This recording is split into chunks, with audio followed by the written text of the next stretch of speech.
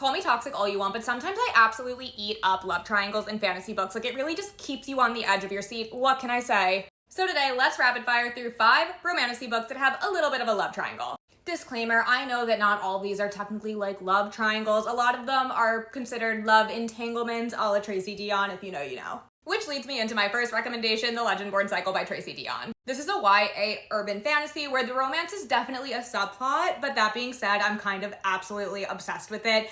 Our FMC here, Brie, is torn between like the golden, blonde, good boy and the tortured, broody, like morally gray Merlin. And let's just say those two boys also have a little bit of a complicated history, to say the least. A Feather So Black by Lyra Celine has a little bit of a more traditional love triangle aspect in book 1. Here, our FMC is torn between the childhood best friend and then the really hot, morally gray, kind of mean, mysterious fae shadow daddy. And if you follow me, you already know which one I was rooting for, literally from like page 1.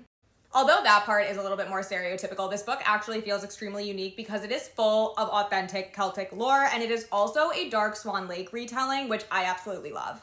Now again, if you want something a little bit more like not traditional, more about true love entanglement, may I suggest the Legacy series by Melissa K. Roeridge. This is one of the most toxic romantasy series that I have ever read, and every single character is morally gray, and I'm obsessed with it. I don't want to give any spoilers, but let's just say there are multiple forced bonds between our main cast, and by book 3, things get extremely messy. And for another unconventional suggestion, Fairyale by Veronica Lansett has one of the most unique takes on a love triangle that I have ever read to date, because here our FMC is torn between like the small town bad boy and a man who is literally haunting her dreams.